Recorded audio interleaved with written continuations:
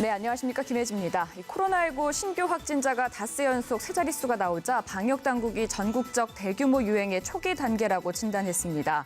정부는 확산세가 빠른 수도권에 긴급 대응반 운영에 나섰고 상황이 악화하면 거리 두기를 3단계로 올릴지 검토하겠다고 밝혔습니다. 특히 서울 성북구 사랑제일교회에서 시작된 감염이 전국으로 확산하고 있습니다. 여기에 등록 교인만 50만 명이 넘는 여의도 순복음교회 교인들의 확진 판정까지 잇따르면서 서울시는 그야말로 초긴장 모드로 돌입했습니다. TBS 특집 코로나19 오늘도 현재까지 들어온 속보 중심으로 짚어보겠습니다. 먼저 서울시 상황실에 나가 있는 취재기자 연결해서 자세한 상황 살펴보겠습니다. 유민호 기자 나가 있죠? 네, 서울시 재난안전대책본부에 나와 있습니다. 네, 먼저 전국 코로나19 확진 현황부터 짚어주시죠. 네, 조금 전 방역당국의 발표가 있었습니다. 이 공식 집계에 따르면 오늘 0시 기준 국내 코로나19 신규 확진자 수는 246명입니다. 지난 14일부터 시작해 닷새 연속 세 자릿수를 기록했습니다. 해외 유입 11명을 빼면 대부분이 지역 발생 감염자입니다. 이 가운데 서울에서 131명, 경기에서 52명, 인천에서 18명의 확진자가 발생해 수도권을 중심으로 한 2차 대유행이 현실화하고 있습니다.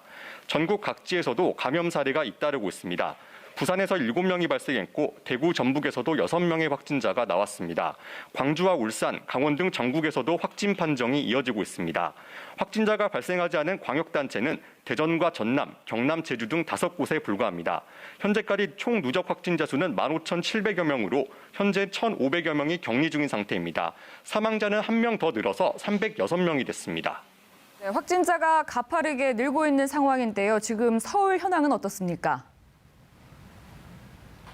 네, 이곳 재난안전대책본부도 확진자가 급증하기 시작한 지난 주말부터 바삐 움직이고 있습니다. 지역 발생 확진자의 동선을 파악하고 추가 확진 사례는 없는지 조사에 나섰습니다. 앞서 전해드린 것처럼 오늘 0시 기준 서울에서 발생한 코로나19 신규 확진자는 131명입니다. 교회를 중심으로 집단 감염이 꾸준히 확산되면서 확진자는 2천여 명을 넘어섰습니다. 특히 성북구에 있는 사랑제일교회에서는 지난 12일 첫 교인 확진자가 나온 후 감염자가 크게 늘었습니다. 어제 정오까지 319명이 확진 판정을 받았습니다. 대구 신천지 교회에 이어 국내 집단 감염 사례 중 두 번째로 많은 확진자 규모입니다. 교인들이 교회에서 잠을 자고 식사를 하는 등 다양한 활동이 이뤄지면서 광범위한 전파가 발생한 것 같다고 방역당국은 파악 중입니다. 게다가 등록 교인 수만 50만 명이 넘는 국내 최대 규모 교회 여의도 순복음교회에서도 코로나19 확진자가 발생해 방역당국이 긴장하고 있습니다. 네, 이 와중에 사랑제일교회 전광훈 목사도 확진 판정을 받았습니다. 추가로 들어온 소식이 있을까요? 네, 이번 논란의 중심이 된 전광훈 목사도 확진 판정을 받아 병원으로 이송됐습니다. 서울시 등에 따르면 전 목사는 어제 서울관악구에 있는 양지병원에서 코로나19 양성 판정을 받았고 전 목사의 부인과 비서도 확진된 것으로 확인됐습니다. 같은 날 오후 검사 결과를 받은 성북구 보건소는 전 목사의 소재를 파악해 저녁 7시쯤 교회 인근 사택에 있던 전 목사를 구급차에 태워 중랑구에 있는 서울병원으로 옮겼습니다. 전 목사는 서울의료원 내 격리병상에서 치료를 받을 예정인데 특히 이송 과정에서 마스크를 턱까지 내린 채 휴대전화를 보고 웃는 모습이 언론을 통해 공개돼 비판의 목소리가 나오고 있습니다. 전 목사가 확진자 명단에 이름을 올리면서 주말 도심에서 광복절 집회에 참가한 사랑제일교회 교인들에 대한 검사가 다급해진 상황입니다. 서울시에 따르면 이 교회 조사 대상자 4천여 명 중 서울시에 거주하는 인원은 약 2,000명으로 집계됐는데 500명에 달하는 교인들이 통화가 되지 않고 있는 것으로 알려졌습니다. 주소가 제대로 파악되지 않은 인원도 600명이 넘어 방역당국과 지자체가 상황 파악에 어려움을 겪고 있습니다. 사랑제일교회 관련 집단 감염은 3차 전파까지 확인된 상태입니다. 콜센터와 요양병원, 어린이집 등에서 소규모 집단 감염이 발생할 수 있고 확진자 발생 지역도 수도권을 넘어 전국적으로 확산하고 있습니다. 네, 서울에서는 지금 사랑제일교회도 그렇고 교회를 중심으로 많은 집단 감염이 발생을 하고 있는데 다른 장소에서도 많은 확진자가 나오고 있습니다. 주로 어디가 문제일까요? 네, 맞습니다. 교회나 이태원 클럽, 그리고 쿠팡 물류센터처럼 지금은 장소를 특정할 수 없는 게 가장 큰 문제점인데 이 방역당국의 역학조사에도 어려움이 있을 것으로 보입니다. 교회 외에도 사무실과 커피 전문점, 대형 상가 식당 등 여러 곳에서 동시다발적으로 집단 감염 사례가 속출하고 있습니다. 특히 경찰에서 확진자가 발생해 방역당국이 긴장 상태에 들어갔는데요. 먼저 서울 해와경찰서에서 경찰관 4명이 확진 판정을 받았습니다. 이곳에선 지난 15일과 16일 여성 청소년과 소속 경찰관 2명이 각각 확진됐고 어제 강력계 소속 경찰관 2명이 추가로 확진자 명단에 이름을 올렸습니다. 또 광진과 관악서 소속 경찰관 1명도 각각 양성 판정을 받아 최근 코로나19에 감염된 경찰관은 6명으로 늘었습니다. 경찰 내부에서 코로나19가 퍼지면 이 치안 업무뿐만 아니라 방역 지원에도 걸림돌이 되기 때문에 우려가 커지고 있습니다. 또 서울 강남구에 있는 금투자 전문 기업과 여의도 소재 소프트웨어 개발 업체에서도 확진자가 잇따라 발생하는 등 직장 내 감염도 현실화하고 있습니다. 방역 당국은 수도권에서는 언제든 어디서든 코로나19에 감염될 수 있다고 진단하며 거리 두기와 마스크 착용을 꼭 지켜달라고 당부했습니다. 네, 서울시 대책 살펴보겠습니다. 어떤 대책들 준비되고 있습니까? 네, 서울시가 가장 공을 들이고 있는 건 바로 병상 확보입니다. 지난 16일 밤 기준 서울시의 병상 가동률은 60%대를 기록하고 있습니다. 쉽게 살펴보면 서울에 모두 780여 개 병상이 있는데 이 중 480여 개를 사용하고 있는 겁니다. 확진자가 폭발적으로 늘면서 치료시설과 병상 확보에도 비상이 걸린 상태인데요. 시는 우선 태릉선수촌에 최대 380개가 넘는 병상을 만들어 내일부터 생활치료센터 운영에 들어가기로 했습니다.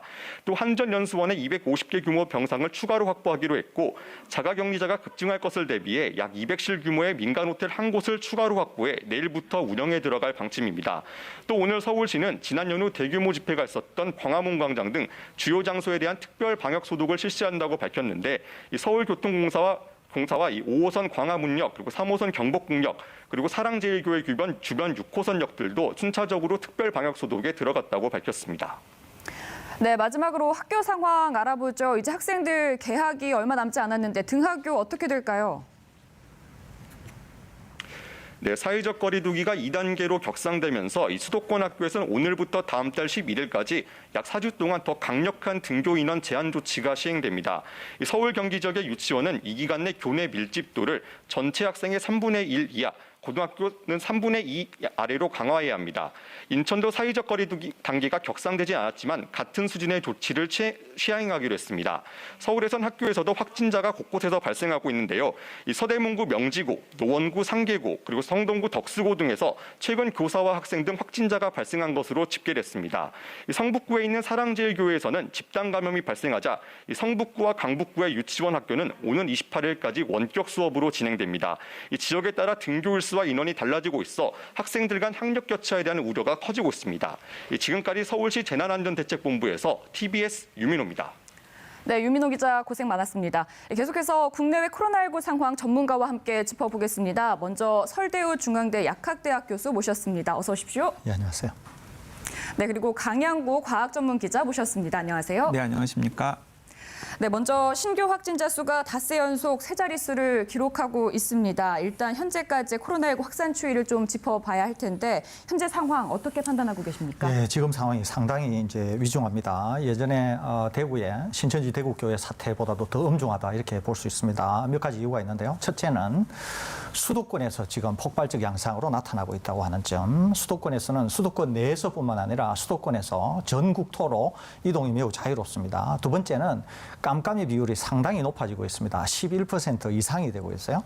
세 번째는 우리가 지금 이태원발 이후로 우리나라의 주류 바이러스가 변이 형태입니다. GH4이라 그래서 D614G라고 하는 변이 형태인데 이것이 전파 확산이 상당히 용이한 그런 상황의 변이체입니다. 이게 또 하나는 서울 수도권에서 보는 것처럼 동시다발적으로 그러니까 단일 집단이 아니고 중급 규모의 여러 곳에서 동시다발적으로 이 확진자가 나오고 있습니다. 이것은 이미 지역사회 내에 상당히 광범위한 조용한 전파가 일어났다고 하는 얘기를 알려주는 겁니다. 그렇기 때문에 지금 우리가 보고 있는 것 이외에도 추가적으로도 이와 유사한 상황이 나타날 수 있다고 하는 점에서 상당히 우려스럽다 이렇게 볼 수 있고요.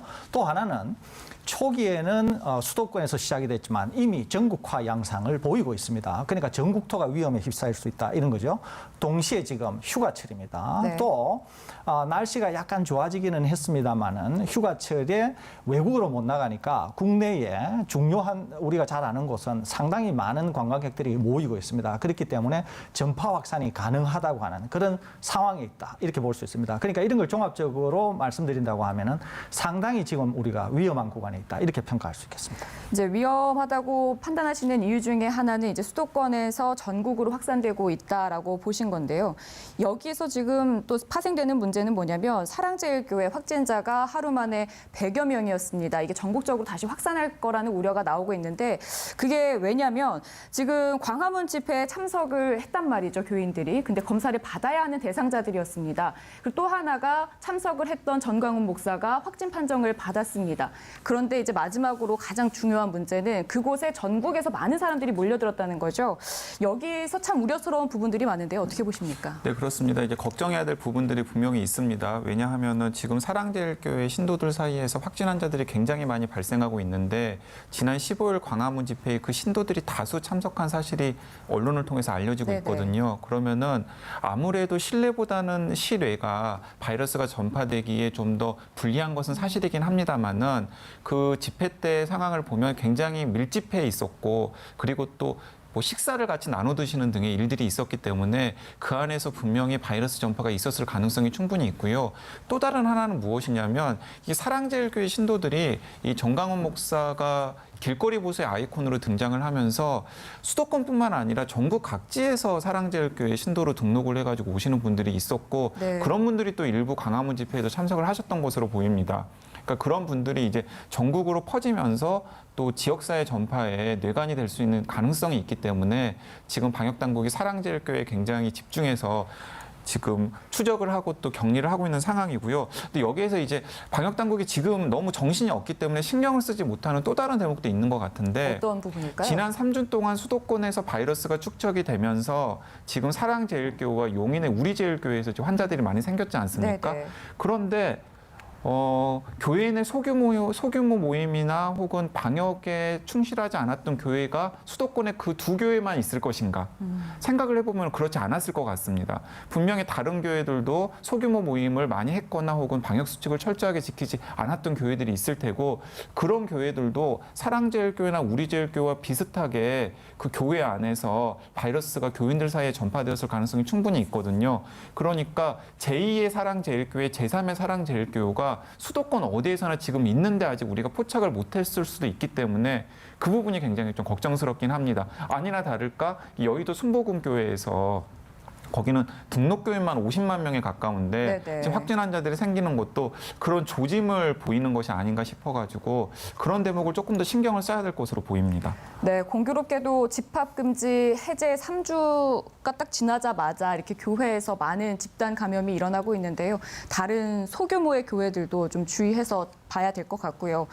이 사랑제일교회 경우 보면은 신천지 사태 때보다 훨씬 빠르게 전파하고 있는 양상을 보이고 있거든요. 어떤 요인이 좀 있을까요? 우선 이제 분명한 것은 바이러스 변이도 변이지만은 일단 3밀이라고 하는 조건이 주어지게 될 경우에는 언제나 확산이 된다고 하는 점이 중요합니다. 한때 우리가 바이러스가 경험하지 못했을 때는 호흡기 바이러스가 일반적으로 온도가 낮고 습도가 낮은 경우에 비교적 확산이 잘 되는데 네네. 그러니까 여름이 되면 좀 수그러들 거다 또는 습도가 많으면 좀 수그러들 거다 이러는데 우리가 아는 것은 전혀 그렇지 않다는 거죠. 그러니까 지금 분명한 것은 3mm라고 하는 조건 거기에다가 마스크를 쓰지 않으면 언제든지 확산이 될 수 있다고 하는 이것은 매우 명확해 보입니다. 그렇기 때문에 지금 거기에서 기초해서 말씀드리고 한다고 하면은 우선 이 상황에서 변이가 상당한 영향을 미쳤을 수가 있습니다. 두 번째는 우리가 최근에 폭발적인 양상을 이루던 그 시기가 장마 시기와 맞물려 있습니다. 그러니까 장마 시기니까 아무래도 실내 활동을 많이 했다는 거죠. 거기에다가 지역사회 내에 조용한 전파가 있었기 때문에 쉽게 전파가 될 수 있는 그런 상황이 만들어졌다는 겁니다. 장마 시기에는 모든 뉴스들이 장마에 집중된 경향이 있습니다. 또 굉장히 긴 시간 동안에 코로나19를 경험했기 때문에 그 시기에 긴장이 다소 이완된 것도 사실이죠. 거기에다가 7월 24일이 되면은 교회들에게 있어서 소규모 모임에 대한 행정명령을 거두어 드리게 됩니다. 그러면서 이제 집단적으로 퍼지게 되는 거죠.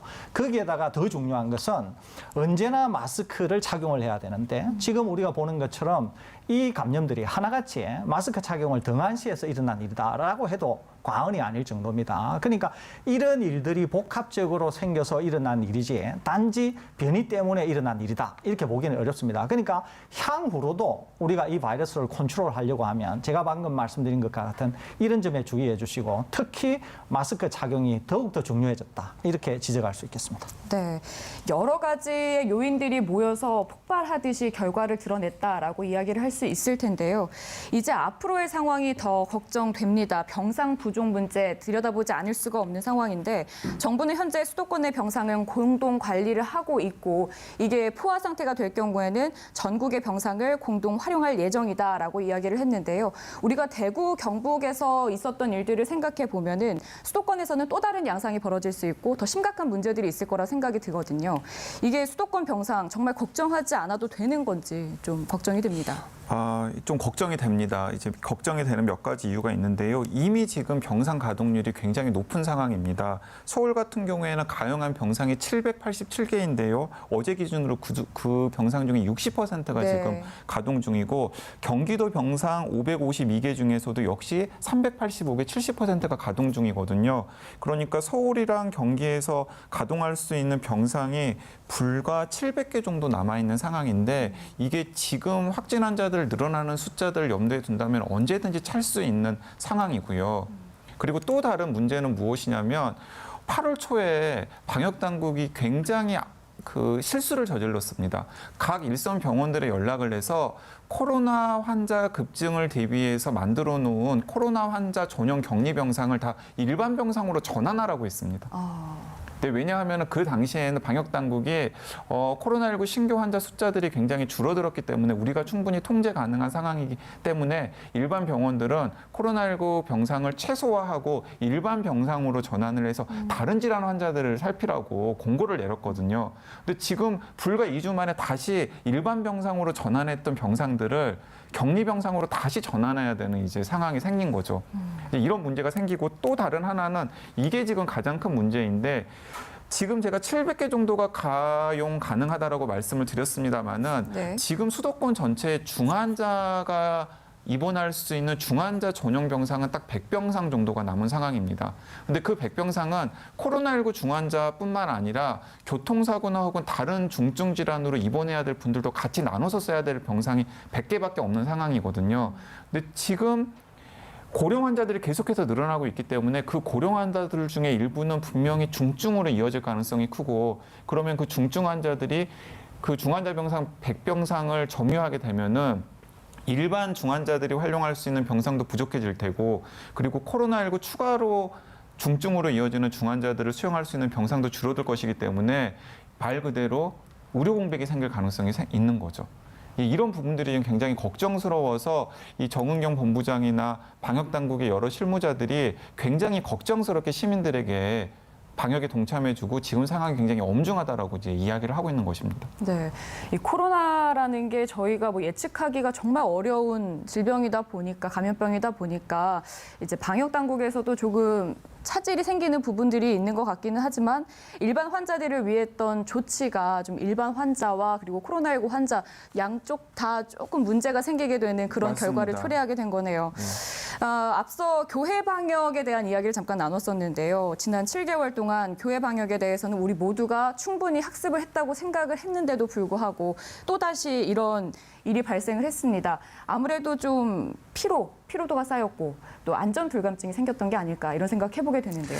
예, 우선 이제 둘로 나누어 볼 수 있는데요. 하나는 방역 당국이 좀 오판을 하지 않았나 하는 생각이 듭니다. 왜 그러냐면은 아까 말씀드리는 것처럼 7월 초에 정규 예배 이외에 교회들의 소규모 모임에서 계속 확진자가 발생하게 됩니다. 그래서 결국은 이제 행정명령을 통해서 그 소규모 모임을 못하게 하는 거죠. 그런데 이제 어느 어느 정도 완화가 되니까 아까 말씀드린 것처럼 7월 24일 날에 이것을 해제해 주게 됩니다. 7월 24일에서부터 이제 본격적으로 모임을 하게 되면서 감염 확산에 이제 시작이 되게 되는 것이거든요. 그러니까 제가 그때 방송에서 계속 뭐라고 얘기했냐면은 일부 컨트롤이 되는 것처럼 보이지만 8월 말 이후에는 이제 가을, 겨울을 대비해야 되기 때문에 실제로 환자를 거의 0명 수준으로 떨어뜨려서 앞으로 올 더 위기를 대비해야 된다 이랬는데 실제로 당국이 그렇게 못한 측면이 있습니다. 이제 두 번째는 네. 교회 당국의 입장인데요. 교회 당국도 교회 그쪽 담당자분들도 너무 좀 안일하게 대처한 게 아닌가 하는 생각이 듭니다. 왜냐하면은 지금 교회의 소모임이라고 하는 게 우리나라 경제나 아니면 불효불급한 모임이 아닙니다. 거기에다가 교회의 정규 모임을 금지한 것도 아니기 때문에 실제로 그런 모임을 하려고 하면 방역 수칙을 잘 따른다든지 극도의 주의를 기울였어야 되는데 그렇지 않다라는 거죠. 그런데 이렇게 문제가 생기게 되면 정작 피해를 입는 사람들은 누구냐 하면은 소상공인이라든지 경제를 운영하시는 분들 아니면 일반 국민들이 엄청난 타격을 입는다는 거예요. 그러니까 이런 점을 반면교사로 삼아서 향후에라도 방역 당국과 교계가 서로 힘을 합쳐서 뭔가 일반 국민들에게까지 피해가 가는 이런 일들은 우리가 사전에 막아야 될 것 같고 또 그런 점에서 종교의 자유를 이야기하는데 충분히 그런 점도 이번에 우리가 확실히 알게 되었기 때문에 향후라도 이런 점에 대해서는 확실한 인식과 준비 또 방비 이런 것들이 있어야 되지 않을까 이렇게 생각이 됩니다. 네, 이렇게 계속 급격하게 확산이 되면서 그제부터 서울과 경기 지역에 사회적 거리두기를 2단계로 상향했습니다. 그리고 부산시도 2단계 시행에 들어갔는데요. 전문가들은 이제 많은 사람들이 예측을 했던 그 가을 대유행, 가을 2차 대유행이 이제 실제로 일어나지 않을까라고 얘기를 하고 있는데 전국적인 전파를 우려한다면 한 발 앞서서 3단계로 격상해야 한 거 아닌가 이런 목소리에도 힘이 실리고 있거든요. 네, 사실 방역 당국이 내세웠던 원칙대로라면은 지금 3단계로 격상해야 맞습니다. 왜냐하면 사회적 거리두기 3단계의 기준이 2주 내 하루 확진자가 100명에서 200명 이상으로 증가한다라는 것인데 지금 거의 닷새째 수도권에서 확진 환자가 100명 이상 쏟아지고 있기 때문에 네네. 사실은 이 조건에 만족한다라고 봐야 되고요. 그리고 또 전일 대비 2배 증가. 더블링이라고 흔히 표현을 하는데 이런 급격한 확진 환자 증가 추세도 이미 나타나고 있고요.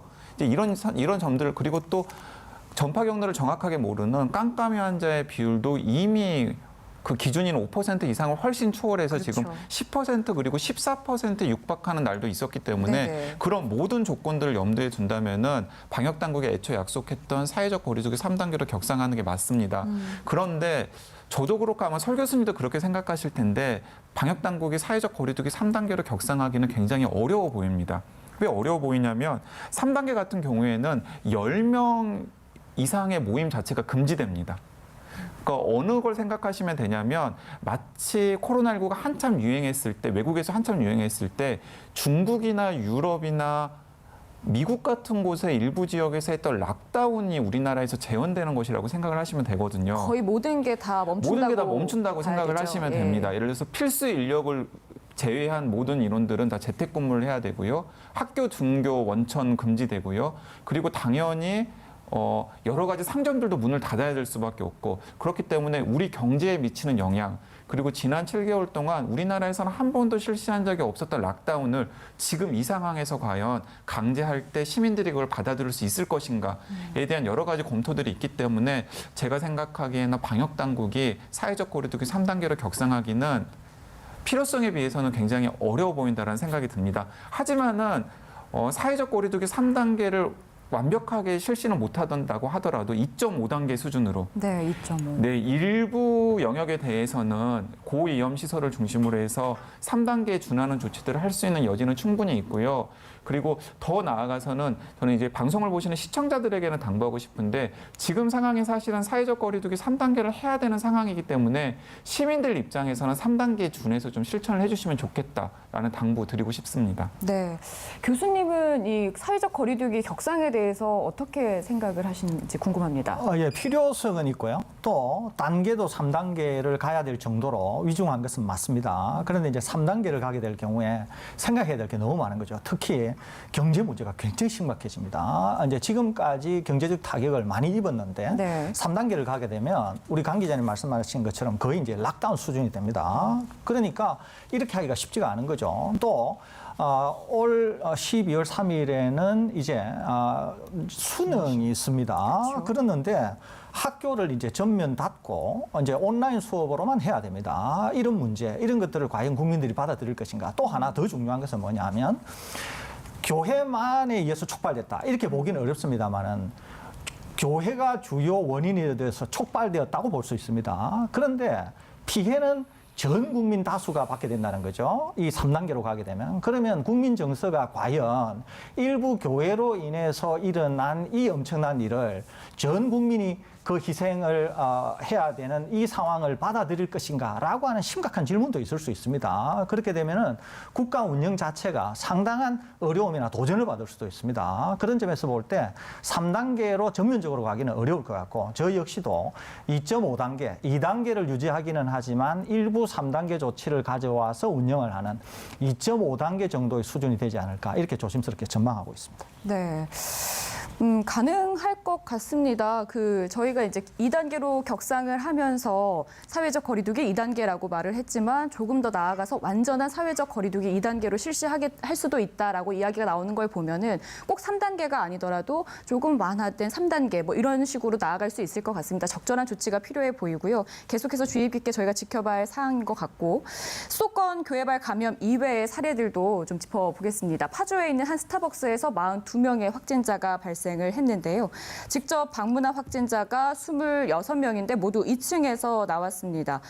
이 카페나 프랜차이즈 음식점들 방문하시는 분들 어떤 점들을 좀 주의해야 할까요? 예, 언제나 우리가 주의를 기울여야 되는 것은 실내입니다. 네. 그런데 지금 이 커피점도 실내라고 하는 거죠. 1, 2층으로 있었던 것 같은데 2층에 확진자가 있었고 거기에서 마스크를 착용하지 않았다라고 하는 게 지금 알려진 사실입니다. 그러니까 카페에서 커피를 마시거나 대화를 할 때 마스크를 하기가 현실적으로 좀 어렵지 않습니까? 그렇기 때문에 이제 쉽게 전파가 된다는 거죠. 더더구나 장마철과 관련해서 이 전파가 일어났습니다. 네. 그러니까 실내가 더욱 위험했을 거고 또 하나는 지금 날씨가 덥기 때문에 실내에 모이게 되면은 아무래도 이제 에어컨이나 이런 것 때문에 공기가 실내에 갇혀 있을 수가 있습니다.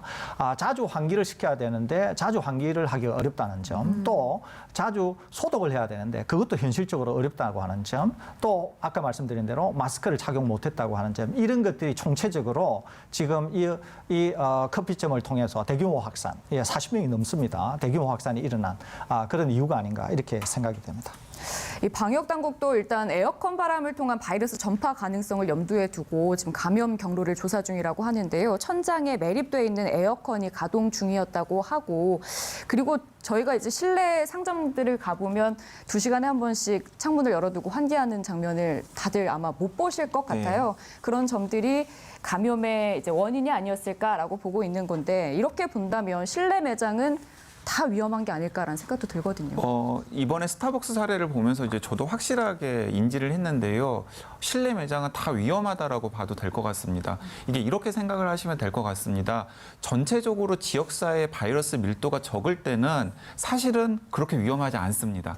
그런데 바이러스 밀도가 높아지면은 바이러스를 다량으로 배출하는 고객 1명이나 2명 정도가 그 공간에 앉아 있기만 하더라도 네. 환기가 제대로 되지 않고 많은 분들이 마스크를 착용하지 않으면은 이 파주 스타벅스 2층에서 있었던 집단 감염이 충분히 나타날 수 있는 상황이거든요. 근데 지금 수도권의 상황이 딱 그래 보입니다. 왜냐하면 수도권 전체적으로 바이러스 밀도가 굉장히 높기 때문에 과거에 수도권의 바이러스 밀도가 낮을 때는 저 안전하다라고 생각했던 공간들에서 계속해서 집단 감염이 생기고 있거든요. 그 연장선상에서 카페 같은 실내 공간 같은 경우에도 카페나 식당 같은 경우에도 마스크를 착용하지 않고 이용을 하는데 만약에 그 공간에 바이러스를 배출하는 감염자가 있다 그러면 본인이 위험해질 수 있기 때문에 네. 마스크를 꼭 착용하셔야 된다라는 이야기를 강조드리고 싶습니다. 사실은 이 코로나19가 실내 공기 전파가 되느냐 안 되느냐를 놓고서도 과학자들 사이에 많은 설왕설래가 있기는 했는데요. 네. 한 가지 확실한 것은 무엇이냐면 밀폐된 공간에서 바이러스 밀도가 높아져 있을 때 그 안에 계신 분들이 마스크를 착용하지 않으면 감염의 위험성이 높아진다는 사실은 다 이견이 없이 동의하는 그렇죠. 부분이거든요.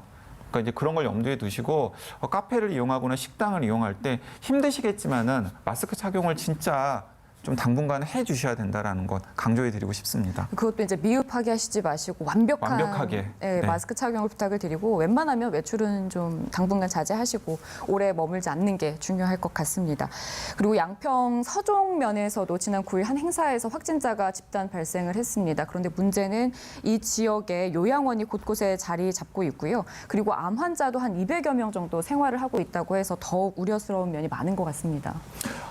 제가 볼 때는 전파 확산이 아직 됐다라고는 보도가 되고 있지 않습니다. 그런데 지금 우리가 알고 있는 것처럼 고령이거나 또는 고령이면서 기저질환이거나 또는 나이에 상관없이 기저질환이거나 이런 분들은 바이러스에 감염이 되면 상당히 위험합니다. 그렇기 때문에 지금 이 양평 서종면에는 암 환자, 그러니까 암을 앓고 계신 200여 분들이 거기에 계시다는 거죠.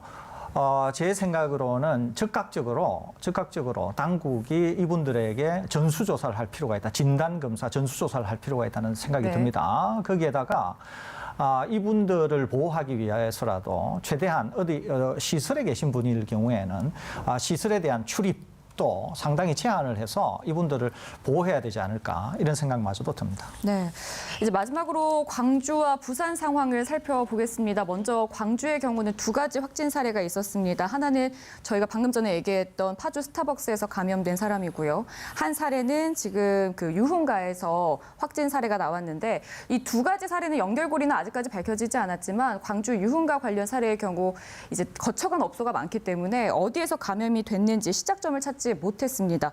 이게 빠른 시일 내에 시작점을 찾아내지 못한다면 아마 N차 감염으로 좀 번질 가능성이 있지 않을까 싶은데요. 네, 그렇습니다. 이게 이제 방금 말씀하신 대로 굉장히 광주 사례가 의미 있는 사례로 보입니다. 왜 의미 있는 사례로 보이냐면 아까 처음에 설대호 교수님께서 지금 수도권에서 바이러스가 확산되는 게 문제점이 무엇이냐면 수도권의 확산세가 지방 곳곳으로 퍼질 수 있는 가능성 때문에 더 무섭다라고 말씀을 해주셨는데 네. 지금 이 광주 사례가 딱 그런 사례거든요. 사실은 광주와 대구 사이에는 왕래가 그렇게 많지 않습니다. 부분적이죠. 하지만은 광주도 수도권하고는 왕래가 많고 대구도 수도권하고는 왕래가 많거든요. 그렇기 때문에 수도권에서 바이러스 밀도가 높아져가지고 확진 환자들이 계속해서 발생하고 감염 환자들이 발생하면 그 고리가 어디든 전국으로 연결이 될 수 있기 때문에 이번에 광주가 파주 스타벅스랑 연결된 사례는 그걸 보여주는 사례인 것 같고요. 또 다른 사례는 이 감염고리를 모르는 깜깜이 환자들이 지역사회에 존재할 경우에 얼마나 무서운 일인지를 또 보여주는 대목인 것 같습니다. 그러니까 광주 최대의 이제 유흥가에서 이곳저곳에서 서비스를 하던 여성 종업원들을 중심으로 해서 지금 확진 환자들이 발생하고 있는데 그 여성 종업원들이 유흥업소에서 어떤 손님들과 접촉을 했는지 지금 알지 못하는 상황입니다.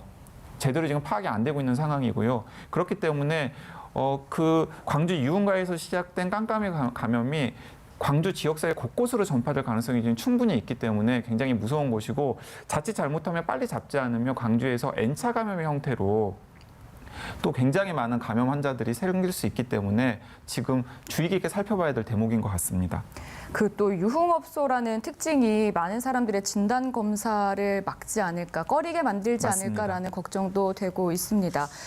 부산의 경우 살펴보죠. 부산의 경우는 학생 확진자가 급속하게 늘어나고 있는 게 문제인데요. 부산 지역은 내일부터 21일까지 4일 동안 유치원과 초중고, 특수학교 등교 수업을 중단하고요. 원격 수업으로 진행할 예정이라고 하는데 부산 학생들의 경우도 아직까지 최초 감염원을 알 수 없기 때문에 N차 감염의 위험성 높은 것 같습니다. 예, 그렇습니다. 이제 서울발이라고 할 때 지금 이제 일부 교회를 통해서 전국 확산이 기정사실화되고 있지만 또 각 지역에서 볼 때 초발이 누군지를 모르는 형태의 그런 감염 확산이 시작되고 있는 거죠.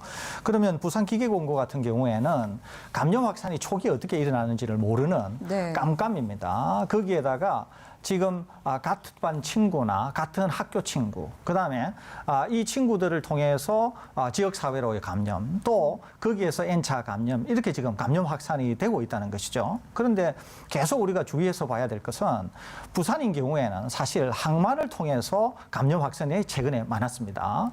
이렇게 지역사회 감염을 통해서 일어난 것은 굉장히 제한적이었어요. 그런데 지금 우리가 보는 것이 두 갈래가 생긴 거죠. 하나가 수도권에서 내려가는 형태의 확산, 그 다음에 자생적으로 생긴 확산 이러는데, 자생적으로 생긴 확산이 예전과는 달리 비교적 속도는 느립니다만은 점점 차수를 더해가면서 늘어나고 있다는 겁니다. 이게 그런 점에서 지금 부산이 아마 2단계로 격상한 것으로 보이고, 또 부산에는 해운대 해수욕장 같이 사람이 굉장히 많이 모이는 관광지가 있지 않습니까? 네네. 그래서 수도권에서 오시는 분들, 아까 말씀드린 것처럼 지금 국내 분들이 해외 여행을 하기는 거의 불가능합니다. 그러니까 이제 국내 여러 관광지에 사람이 많이 모이고 있는데, 그런 점에서 부산도 서울에서 내려가는 분들, 지방에서 자생적으로 생긴 분들, 그리고 생각보다는 확진자가 빠르게 늘고 있는 점, 이런 점에서 상당히 우려가 더해지고 있고, 특히 학교와 관련해서는 부산에서는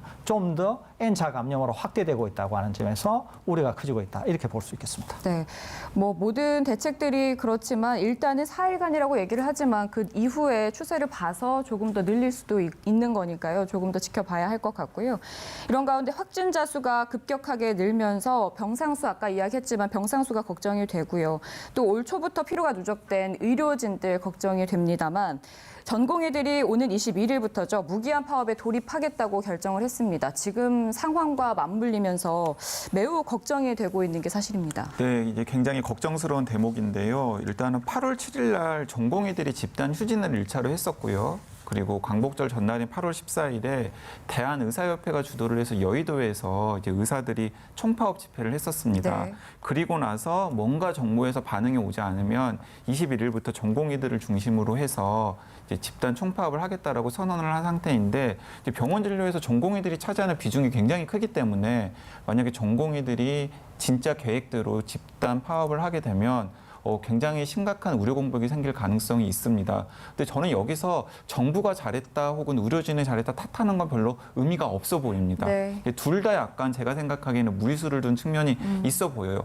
특히 정부 입장에서 말씀을 드리면은 정부가 공공의료의 필요성을 강조하면서 공공의료 인력을 양성하기 위해서 뭐 의대 정원을 확대하고 그리고 공공의대를 설립하겠다라고 이야기를 했는데, 그런 조치들을 취하는 과정에서 의료계랑 사전에 대화하려고 하는 노력이 없었던 것으로 보입니다. 네네. 그렇기 때문에 의료계 입장에서는 당연히 여러 가지 것들을 판단했을 때 반발할 수밖에 없는 요인들이 분명히 있었고요. 그리고 또 의료계도 이 정부가 이야기하는 것에 반대하면서 어떤 예를 들어 의사협회 같은 경우에는 또렷한 대안을 내놓아야 되는데 지금 뭔가 또렷한 대안을 내놓지 못하고 그 의료계의 피라미드 중에서 가장 약한 의대 학생들이나 인턴들이나 혹은 전공의들을 지금 앞장 세워가지고 정부 정책에 반대하고 있는 모습들이거든요. 네. 그러니까 그런 사실을 염두에 두면은 둘 다 제가 생각하기에는 지금은 한 걸음 뒤로 물러나서 뭔가 타협을 해야 될 상황으로 보입니다. 왜냐하면 당장 해야 될 중요한 일들이 있기 때문에.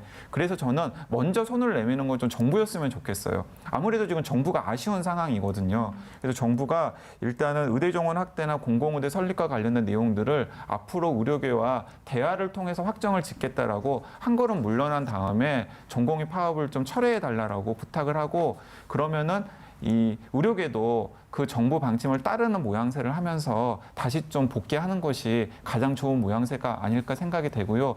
그래야 지금 이 공동의 적인 코로나를 우리가 어떤 식으로든 간에 대응할 수 있습니다. 네.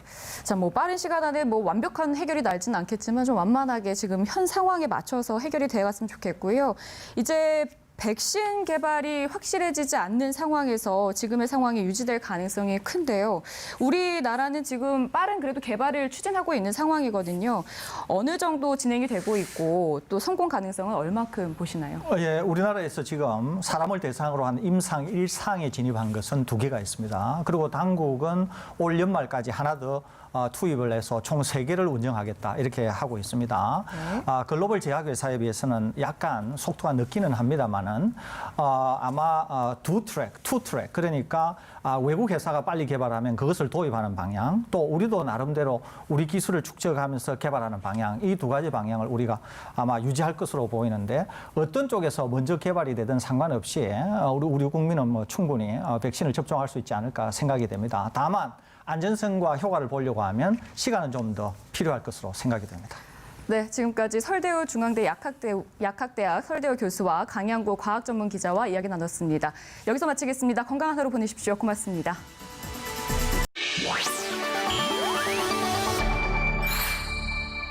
TBS